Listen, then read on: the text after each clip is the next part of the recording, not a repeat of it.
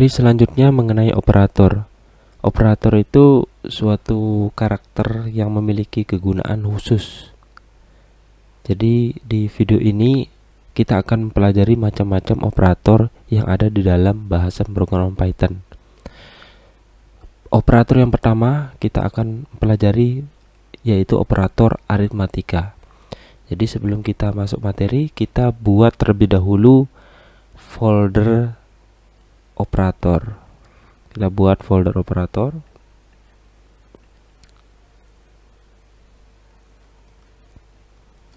Kemudian kita buat file baru. Kita berikan nama main.py. Kemudian kita bakalan menerapkan operator aritmatika. Jadi kita harus memahami simbol-simbol dari operator aritmatika. Jadi operator aritmatika itu simbolnya itu plus, kemudian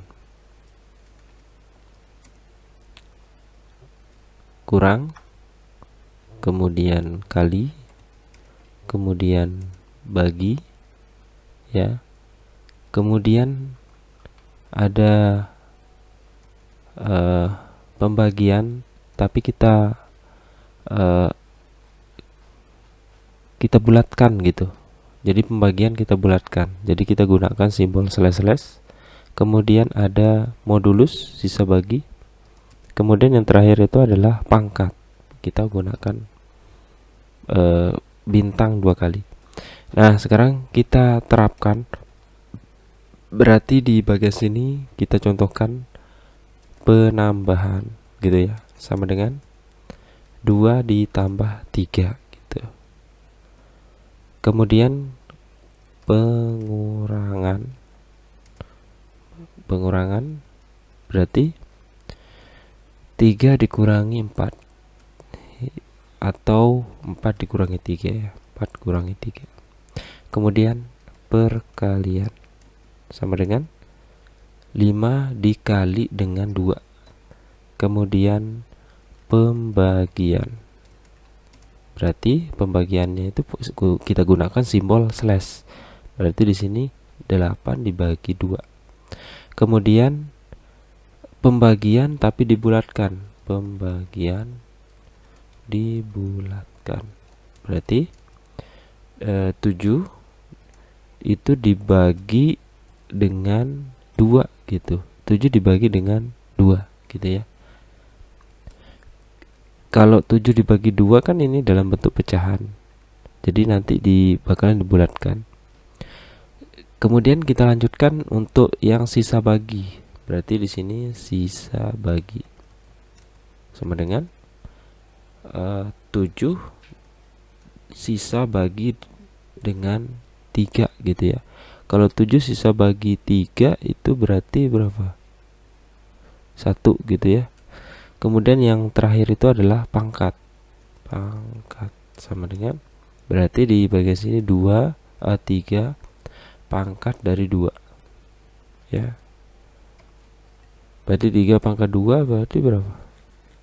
3 kali 3 kan 9. Nah, sekarang kita coba aja nih. Kita print. Berarti kita print, berarti ini penambahan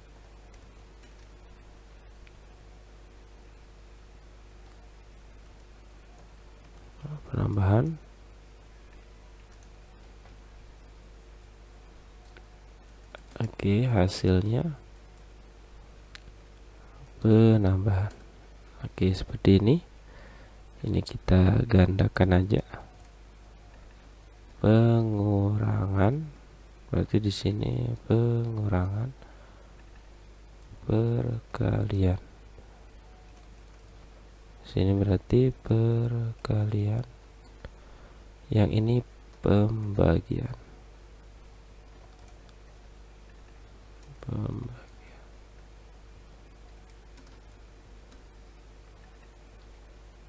Pembagian dibulatkan. Dan yang terakhir itu adalah pangkat. Berarti di sini pangkat. Oke. Nah, sekarang kita jalankan.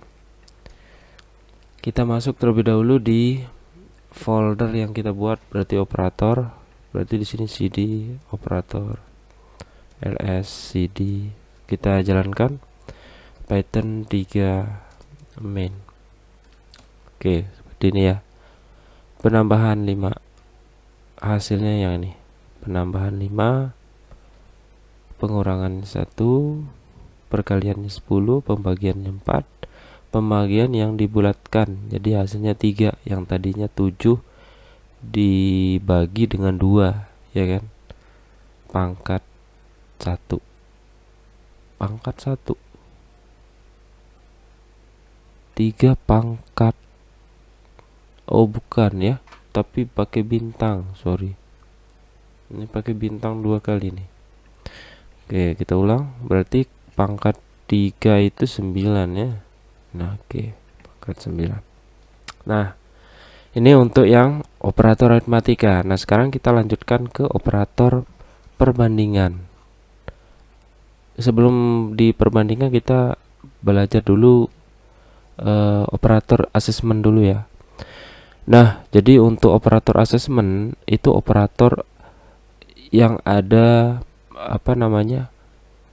yang ada sama dengannya, atau biasanya itu operator asesmen itu untuk menentukan penentuan nilai, penentuan nilai. Contohnya kayak gini. Num 1 sama dengan 12 gitu ya. Jadi ini untuk operator asesmen ada sama dengannya. Jadi kita tentukan nilai isiannya berapa gitu.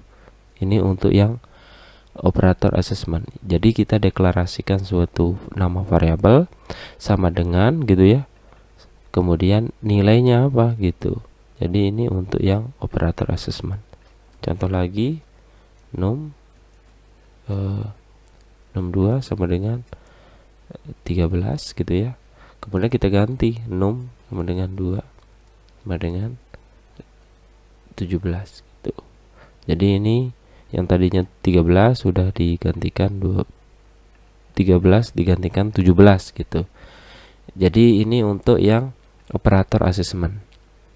Nah, kita lanjutkan ke operator yang selanjutnya, itu adalah operator perbandingan. Jadi untuk operator perbandingan itu dia bakalan menghasilkan nilai kebenaran boolean gitu ya, tipe data boolean, dengan kemungkinan ada nilai benar bernilai true, ada nilai salah bernilai false. Oke, sekarang kita terapkan di bagian sini. Jadi yang pertama itu res1 sama dengan, kita langsung eksekusi 4 sama dengan 5. Berarti yang sama dengan ini adalah simbol dari perbandingan gitu ya. 4, apakah 4 sama dengan 5? Otomatis ini kan berarti nilainya itu adalah false gitu ya. False, salah gitu. Karena 4 ini kan tidak sama dengan 5. Ya kan? Itu logikanya. Res yang kedua sama dengan, simbol yang selanjutnya itu adalah 4 tidak sama dengan 5 gitu. Nah, 4 tidak sama dengan 5. 4 yang ini itu tidak sama dengan 5 karena di sini ada negasi, tanda seru. Berarti kebalikannya gitu. Apakah 4 ini tidak sama dengan 5? Ya, emang tidak gitu. Berarti hasilnya itu adalah true gitu. Hasilnya adalah true. Kemudian lanjut ke res 3. Res 3 untuk simbol yang besar gitu ya. Berarti 4 besar dari 5. Hasilnya ini apa? 4 besar dari 5. Apakah 4 besar dari 5? Tidak kan? Karena 5 yang besar gitu. Berarti nilainya di sini false, salah. Kemudian res keempat sama dengan, untuk yang res 4 itu kecil gitu ya. Berarti 4 lebih kecil dari 5. Oh, 4 kecil dari 5. Berarti 4 ini dia kecil dari 5. Ya, berarti nilainya itu adalah benar, true. Res ke-5. Res 5 untuk simbol yang besar sama dengan, berarti 5 besar sama dengan 5 gitu ya. Jadi diperhatikan di bagian sini, kalau dia 5 besar sama dengan 5, itu kan nilainya pasti false.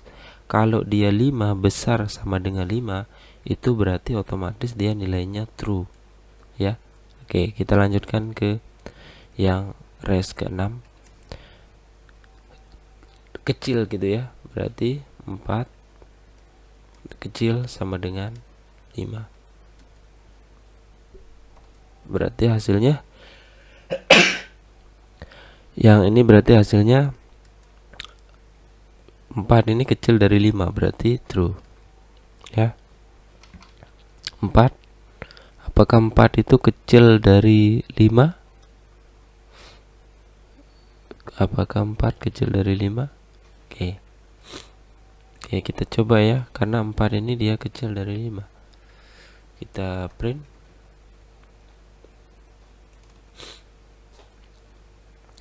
Res 1. Ini kita kasih komentar gitu ya, bisa biar nggak jalan. Yang ini kita 1 2 3 4 2 3 4 5 6 5 6.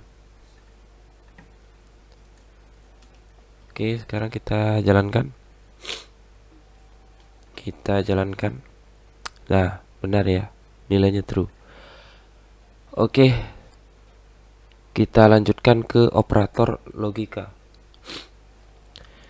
Jadi untuk operator logika itu, sebelum kita masuk ke materi operator logika, kita harus pahami betul untuk tabel kebenaran dari operator logika. Jadi untuk operator logika itu ada simbolnya and, or, sama not gitu ya, atau negasi. Negasinya itu pakai tanda seru. Nah, berarti di tabel kebenaran yang ini, di sini ada nilai 1 dan nilai 2. Nilai 1 ini isinya true, true, false, false. Kalau nilai 2 ini isiannya itu adalah true, false, true, false. Berarti nilai 1 itu bernilai true, nilai 2 itu bernilai true, hasilnya itu adalah true. Kemudian selanjutnya nilainya true, nilainya false, hasilnya false, nilainya false, nilainya true, hasilnya false. Nilainya false dan false, hasilnya false. Bisa kita simpulkan yang di bagian sini, kalau dia dua-duanya bernilai true, maka untuk operator and ini pasti nilainya true. Selain itu false. Kemudian kalau yang or juga, jika kalau or ini kita kesimpulkan aja, kalau dia bernilai false dua-duanya, maka hasilnya false. Selain itu bakalan nilainya true, ya. Walaupun dia true tuh hasilnya true, true false, true false true, hasilnya true. Ini untuk yang and sama or. Nah, sekarang yang not. Kalau not ini kebalikannya. Yang tadinya nilai 1 ini true, hasilnya false. True, false gitu ya, dibalik. Sama halnya sama nilai 2 juga. True, false, false, true. Oke ya. Nah, sekarang kita langsung eksekusi aja, praktek untuk yang operator logika. Nah, di bagian sini kita buat variabel logika gitu ya, logika 1 sama dengan kita langsung buatkan pakai perbandingan ya, sama dengan 5 gitu ya. Kita masukkan n, kemudian kita masukkan 2 tidak sama dengan 3 gitu ya. Berarti ini kita cek dulu satu-satu nih. 4 sama dengan 5 tidak kan, berarti false. 2 tidak sama dengan 3, berarti true. False and true. False and true. Kita lihat di bagian tabel kebenarannya. False and true, hasilnya false gitu ya. Kalau lebih memahami, kita cek aja kesimpulannya gitu. Kalau n ini kan dia harus bernilai keduanya true baru hasilnya true. Kalau enggak berarti false. Berarti yang ini hasilnya false kan. True and false, hasilnya false. Ya, false ya. Kita coba aja nih. Berarti logika 1. Kita coba, hasilnya itu adalah false, ya kan? Kemudian kita lanjut yang logika yang kedua untuk yang OR. Nah, kalau yang OR gimana? Jika keduanya itu bernilai false, hasilnya false, selain itu true. Berarti ini false, ini true, hasilnya pasti true. Berarti di sini hasilnya true. Kita coba, ya, hasilnya true. Selanjutnya untuk yang not, berarti di sini logika 3, berarti not, kita masukkan not 2 sama dengan 3 gitu. Kita cek yang ini, 2, apakah 2 sama dengan 3? False, ya kan? Salah. Berarti not false, hasilnya true, benar. Berarti kebalikan gitu ya. Berarti di sini print logika 3. Berarti yang ini hasilnya true. Oke. Nah, kan hasilnya true. Oke. Itu untuk operator logika. Nah, sekarang kita lanjutkan ke operator bitwise. Biasanya untuk operator bitwise ini untuk operator biner gitu ya.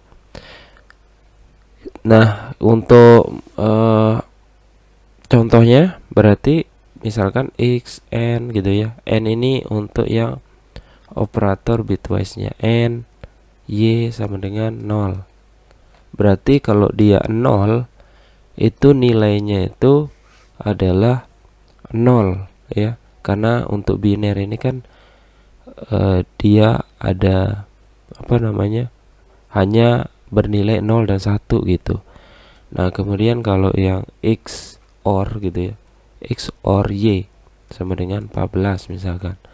Kalau dia bernilai 14, otomatis binernya itu 0 1 1 1 gitu, 0 1 1 1. Kemudian kalau yang not itu biasanya pakai yang ini, not x sama dengan min 11. Kalau min 11 itu 1 1 0 1 0 1 1 1 gitu ya. Kemudian XOR, berarti kalau yang XOR X, kemudian seperti ini kayak pangkat gitu ya, Y sama dengan 14. Nah, ini untuk yang bitwise, operator bitwise ya. Jadi seperti ini. Untuk yang bitwise itu hanya bernilai dalam bentuk nilai biner gitu. Kemudian ada juga simbol yang lain untuk operator yang ini, untuk operator bitwise. Namanya itu adalah bitwise right shift gitu ya. Berarti di bagian sini X panahnya ke kanan, kemudian 2 gitu, sama dengan 2. Berarti dia berpindah ke kanan gitu. Berarti ini nilainya, untuk nilai binernya itu adalah 01 0100. Kemudian kalau dia X ngarahnya ke kiri 2, itu nilainya itu misalkan 40, berarti 00001 0100 gitu. Ini untuk yang biner. Nah, selanjutnya kita masuk ke operator identity ya. Untuk identity itu simbolnya is, mirip dengan perbandingan, sama dengan ya. Jadi cuma perbedaannya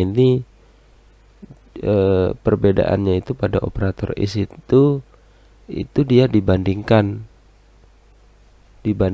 bukan nilainya, melainkan identitasnya ya.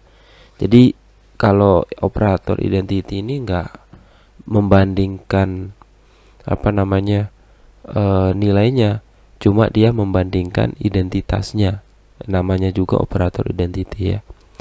Nah, sekarang kita coba, berarti num_1 sama dengan misalkan identitasnya, ID-nya 1 2 3 4 5 1 gitu ya. Num 1 2 3 4 1. Oke, seperti ini ya. Berarti res sama dengan num 1 is num 2. Nah, ini kalau kita print itu pasti nilainya itu adalah false gitu ya. Berarti di sini num underscore 1 is num 2, berarti sama dengan koma res. Jadi hasilnya ini pasti bernilai true, ya kan? Nah, bernilai true. Nah, karena is ini bukan membandingkan nilainya, tapi membandingkan identitasnya. Jadi kita gunakan namanya itu adalah ID. Jadi ID itu fungsinya untuk mengambil nilai identitas atau ID suatu data. Jadi cara penerapannya itu, caranya itu adalah misalkan kita buat aja langsung seperti ini, ID. Nah, seperti ini ID. Kita kasih keterangan aja ID num 1, kemudian pakai %s, koma, kemudian ID lagi, num yang kedua, petik pakai dolar, petik 2 pakai dolar s. Nah, baru di bagian sini dolar persen gitu ya, persen ke kurung ID ke kurung num gitu ya, num 1, koma bagian sini ID ke kurung num 2. Nah, jadi seperti ini ya. Jadi ada ID-nya. Berarti kita coba. Nah, maka hasilnya seperti ini. Ya. Num ya. Jadi num 1 ini kita jadikan ID. Nah, kita buatkan is-nya gitu. Is-nya. Jadi dia bukan membandingkan bukan membandingkan nilainya gitu, tapi dia membandingkan identitas atau ID-nya untuk yang is. Nah, sekarang kita lanjutkan ke operator membership. Untuk simbolnya itu kita gunakan in ya, membership. Jadi untuk membership ini dia digunakan untuk mencetak apakah suatu nilai itu merupakan bagian dari kolektif atau enggak gitu. Nah, contohnya misalkan di bagian sini sampel list gitu ya, sama dengan kita buatkan listnya 2 3 4. Kemudian kita buatkan di sini is list gitu ya, exist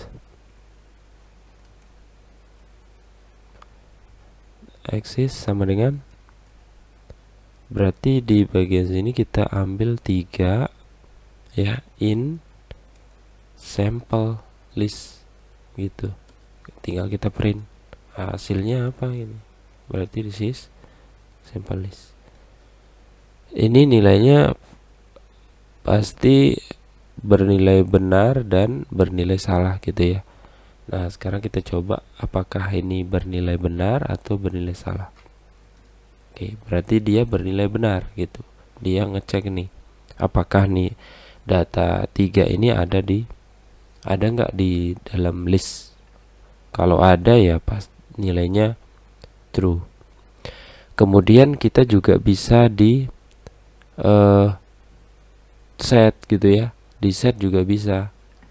Berarti kalau di set ini tinggal kita pakai kurung kurawal kurung buka kurung tutup kurung gitu ya. Jadi itu perbedaan dari set. Ini hello, kalau yang ini Python. Nah, yang kita mau cek itu adalah hello.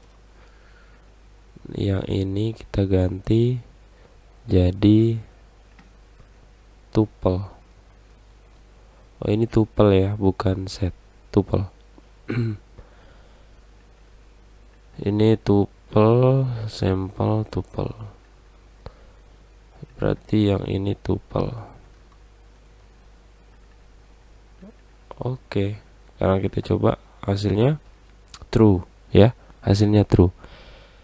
Kemudian kita juga bisa di directory ya. Kita juga bisa di dictionary gitu ya. Kita juga bisa di dictionary. Kalau di dictionary berarti listnya itu kayak gimana nih?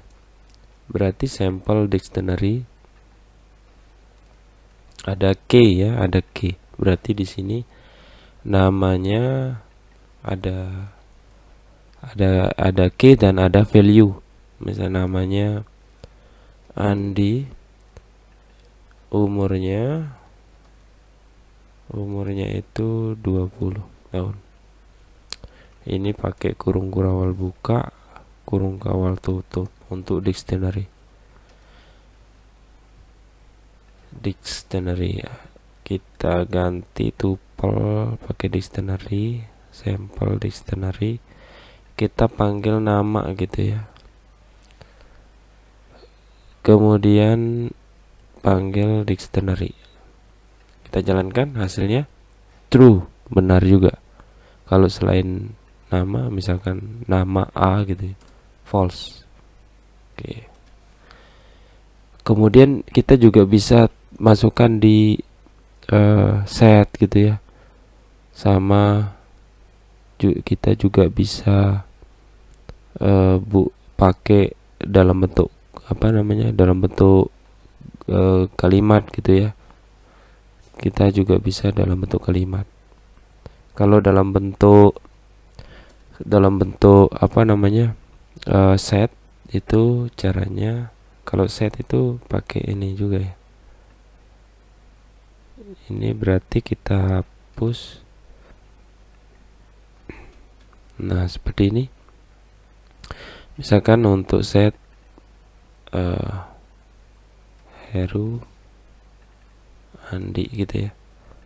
Set, masukkan di sini. Kita cari Heru, apakah benar ada Heru. Ini ganti jadi set. Copy, masukkan sini. Ini dihapus saja ya. Nah, kita jalankan, hasilnya true ya, ada Herunya ada.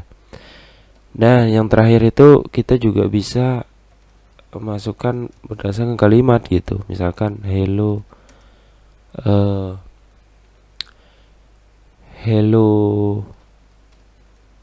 Python gitu ya. Hello Python. Nah, kita coba nih, is substring exist. Oke, berarti kita mau cari